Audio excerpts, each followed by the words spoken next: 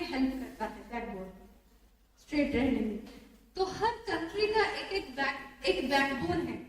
किसी कंट्री का इकोनॉमिक, उनका कल्चर, उनका फाइनेंस, उनका ब्यूटी, और मतलब सब कंट्री का एक डिफरेंट बैकबोन है। और इंडिया का बैकबोन क्या है? Any answer from you? Culturally हम बहुत सारे हमारा डिफरेंस है, पर इंडिया का एक बैकबोन है जो कि उसका ट्रू क्वालिटी है। उसके लिए वो जाना जाता है विश्व में। Yes, different religions. वो किससे, उनका सोर्स क्या है? यूनिटी एंड डाइवर्सिटी, ठीक है। वो सोर्स क्या है हमारे इंडिया का backbone? Yes, it is spirituality. आप ठीक कहे, उसी से रिलीजन का शुरू हुआ है, पर वो ओरिजिन है आध्यात्मिकता। और शेयर भी, अगर हमको स्टैंड होना है, हम चाहते हैं इंडिया राइज हो, इंडिया एक मतलब उन्नत देश बने, हम जो चाहते हैं, पर इंडिया को अगर हम सही तरीके से समझेंगे नहीं, जिसका जो पोटेंशियल है, अगर वो पोटेंशियल के दृष्टि से वो आगे नहीं बढ़ेगा, तो उसका जो ग्रोथ है वो परमानेंट हो पाएगा क्या? हम आर्टिफिशियली अगर कुछ उसको दे दे, तो वो ट्रू ग्रोथ उसका हो पाएगा क्या? उसका ट्रू ओरिजिन है स्पिरिचुअलिटी। तो उसके लिए मतलब ये केवल अभी की बात नहीं, हम इंडिया मतलब कितना पीछे भी चला जाए, एंशिएंट अगर इंडियन हिस्ट्री को देखे, तो वही सर्च कर रहे थे इंडियंस। उसी स्पिरिचुअलिटी में ही जीरो का आविष्कार हुआ, उसी स्पिरिचुअलिटी के थ्रू ही रामानुजन का आविष्कार हुआ। बहुत सारी चीज अगर हम उसमें अगर डीप डाइव करेंगे, तो हम जान पाएंगे कि स्पिरिचुअलिटी इंडिया का बैकबोन है। तो श्री अरविंद जी, उनका नाम आप लोगों ने पहले सुना है? श्री अरविंदो किस टॉपिक से सुना है? क्या सुना है आप लोगों ने? हिंदी कंफर्टेबल है ना? ठीक है, तो समझ पा रहे हैं?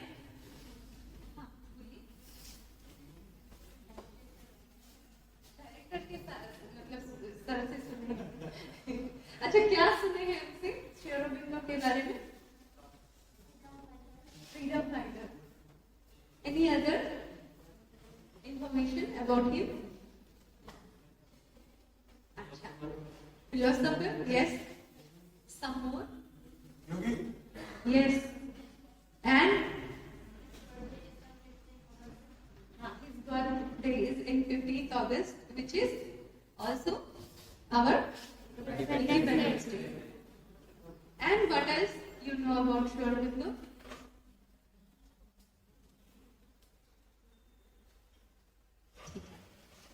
तो श्री अरविंद जी का मुख्य, हम पहले जो मतलब अजय जनरल हम जानते हैं कि वो फ्रीडम फाइटर हैं। वो क्या किए हैं, तो उनके बारे में थोड़ा ग्लिम्स देके हमारा जो मेन टॉपिक है, जो कि पर्पस ऑफ लर्निंग, हमारा लर्निंग कैसा होना चाहिए, उस पे आते हैं। तो ये जो फोटो देख रहे हो आप, इस तरफ जो है वो कौन है? श्री अरविंदो। और उस तरफ है श्री माँ।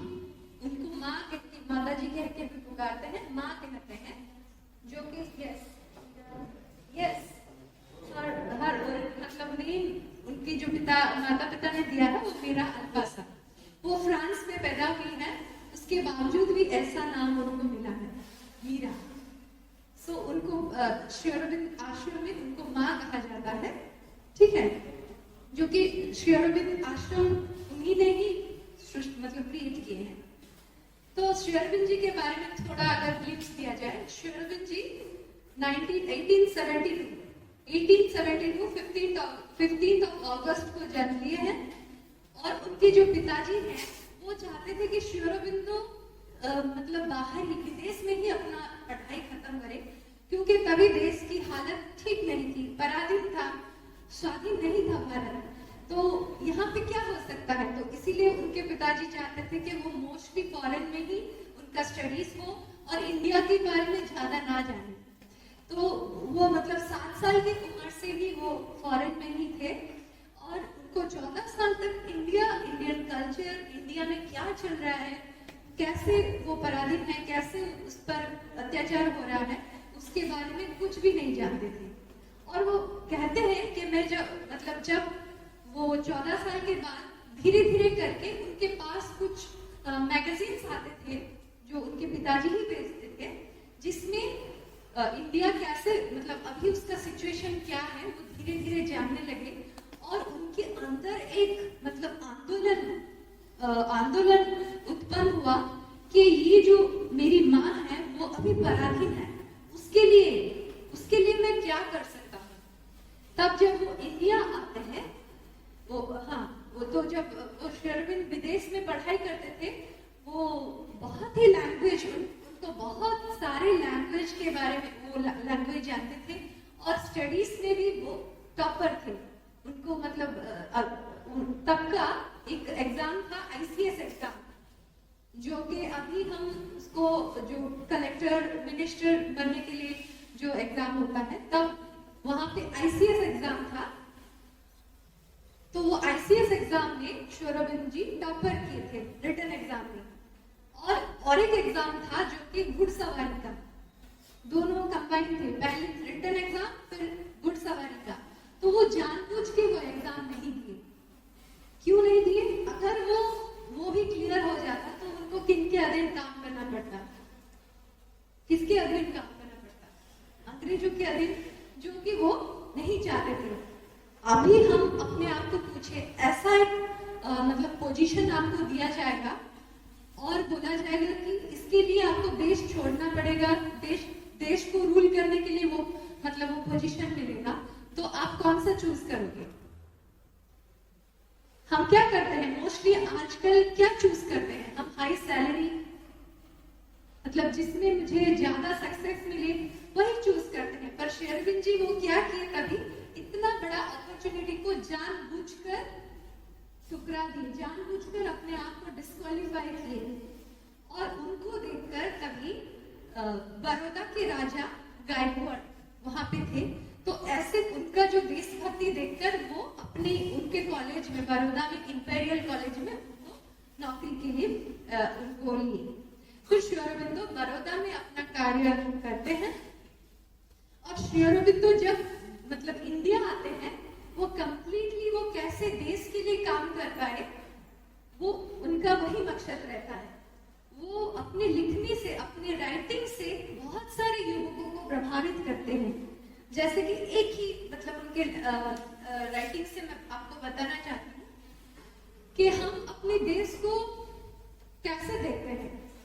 नदी है, पहाड़ है, झरना है, ज्योग्राफिकल लोकेशन है, हमारा देश है, ये स्टेट्स हैं, इसको ऐसे देखते हैं। श्री अरविंद जी कहते हैं, मैं अपने देश को माँ की तरह देखता हूँ, और अगर मेरी माँ की छाती पर कोई दाना बैठा है और रक्तपान कर रहा है, तो उसका संतान कैसे चुप बैठ के देख सकता है? वो कोई भी उसको देख सकता है? वो क्या करेगा? घर में छुप के बैठेगा, जो होना है होने देगा, या क्या करेगा? वो आगे बढ़ के उसको हटाएगा। तो वही श्री अरविंद जी ऐसे ही प्रभावित करते थे बहुत सारे युवकों को, बहुत सारे मतलब जहां भी जाते थे उनके वाणी से बहुत सारे युवक स्वाधीनता के लिए आगे आने लगे।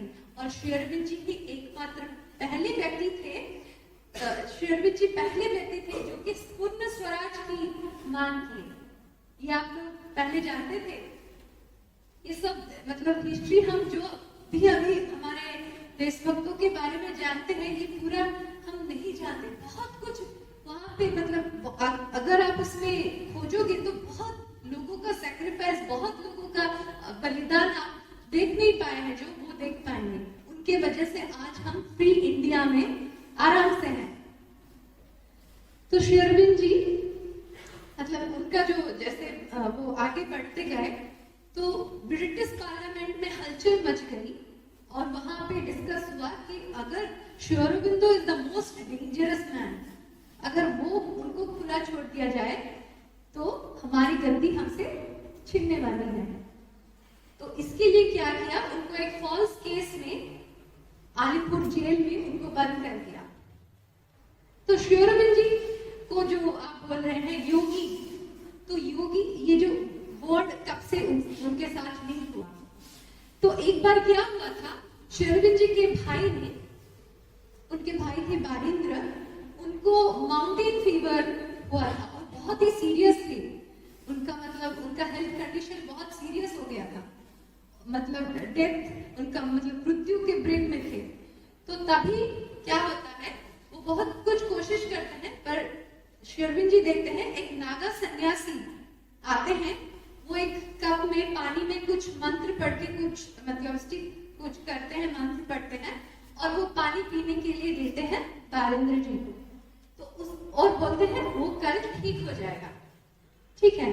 तो वो मतलब श्री अरबिंद जी पहले बिलीव नहीं करते थे, फिर जब देखते हैं कि सचमुच उसके नेक्स्ट डे वो ठीक हो जाते हैं, तो श्री अरबिंद जी को मतलब वो फील करते हैं कि योग शक्ति से, योगा की शक्ति से अगर ये व्यक्ति ठीक हो सकता है, उनका स्वास्थ्य ठीक हो सकता है, तो इस शक्ति से मैं भारत को स्वाधीन क्यों नहीं कर सकता, वो शक्ति से मैं अपने भारत को स्वाधीन कर पाऊंगा कि नहीं, वो पावर इतना है। तो उसके लिए श्री अरबिंद जी हमारे मतलब भारत के जो जो एंशियंट मतलब किताब है, वेद है, उपनिषद है, गीता, भागवत, सबको स्टडी किए, संस्कृत को स्टडी किए, बंगाल वो भी भाषा पहले पता नहीं था, सब कुछ स्टडी किए। और जब जेल में वो बंद हो जाते हैं, वो अपने आप से पूछते हैं, हे भगवान, मैं तो आपका ही कार्य कर रहा हूँ, आपका ही कार्य में रत हूँ, तो क्यों मुझे यहाँ पे बंद किया जाए? भारत का फ्रीडम तो आपके कार्य को आगे लेने के लिए आवश्यक है, तो आगे वो काम कैसे होगा? और तभी उनको उनके अंदर से आदेश होता है कि वो है 1909 वो साल में उनको अंदर में आदेश होता है, भारत जरूर स्वाधीन होगा, उसको कोई नहीं रोक सकता। मतलब कितने साल पहले से उनको पता चल गया था भारत कब स्वाधीन हुआ, हाँ, पर उनको कब पता चला? 1909 से उनको जो अंतर आदेश आया कि भारत जरूर स्वाधीन होगा, उसके लिए वो काम मतलब जरूर होगा, पर आपको कौन से काम के लिए भेजा गया है? भारत स्वाधीन होगा, पर स्वाधीन होने के बाद आगे वो क्या करेगा, आगे उसका प्लान क्या है? और केवल भारत नहीं, समग्र विश्व के लोग, अभी मनुष्य जिस अवस्था में है, हम बोल सकते हैं कि हम फ्री हैं, आर वी फ्री? हम किससे बंधे हुए हैं, किससे बंधे हुए हैं, या हम फ्री हैं? बहुत बार सोचते हैं कि हम लोग फ्री हैं। हाथ उठाइए, नहीं है तो किससे बंधे हुए हैं?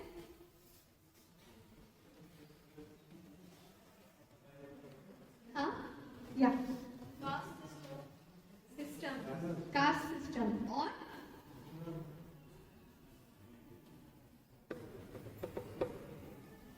अच्छा, आप लोग फ्री हो तो फिर तो मैं आपको थोड़ा अभी अगर गुस्सा दिलाऊंगी, हाँ, कोई आप आके आपको कुछ बोल लेगा, तो आप अपने गुस्से से फ्री हो,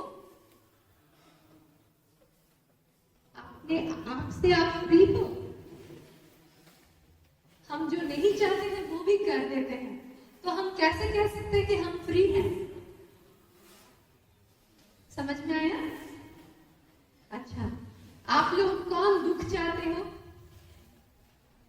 दुख में रहना कौन कौन चाहते हो? हाथ उठाओ।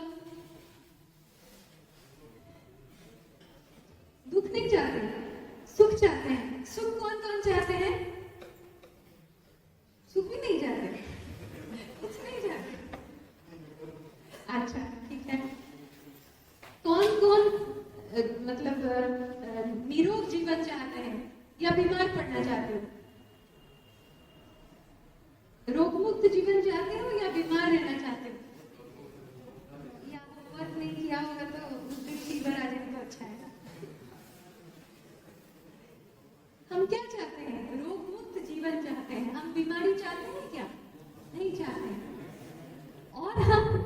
चाहता है बुढ़ापा?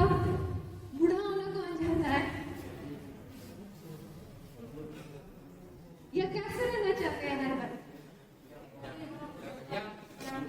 यंग एंड एक्टिव, जवान। वो एक अवस्था है जिसको हम मतलब वो यूथफुलनेस हम किसको बताते हैं? हर काम के लिए हम जो आगवर होता है, जो हर काम के लिए वो सोचता नहीं, वो आगे बढ़ता चलता है, वही होता है यूथ, जो हर वक्त प्रोग्रेस के लिए सोचता है।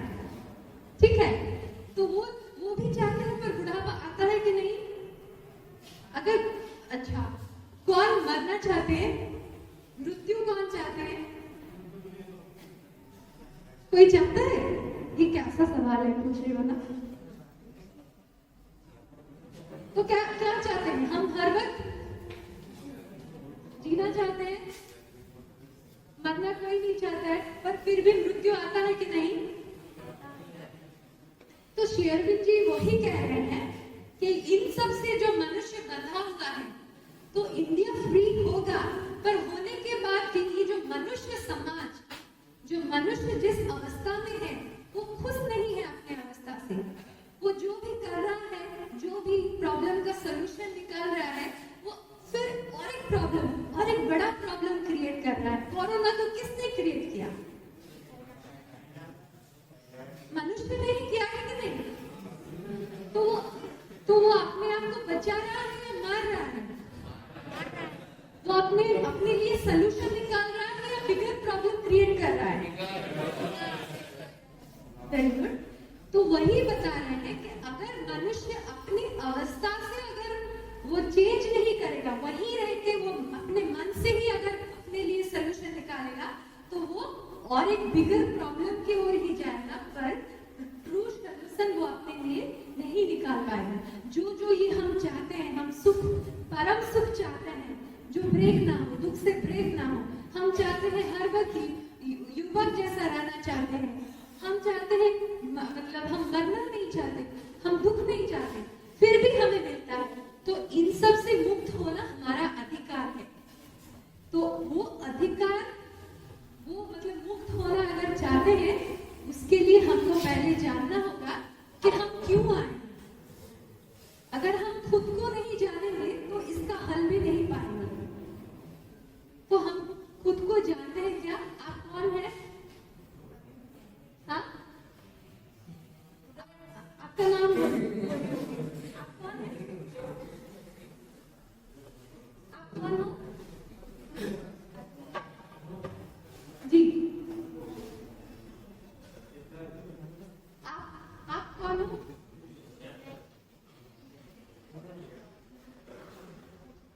क्यों नहीं हम बोल पा रहे हैं? हम तो इजीली अपना नाम बता देते हैं ना, मैं हूँ, मैं लिपिका हूँ।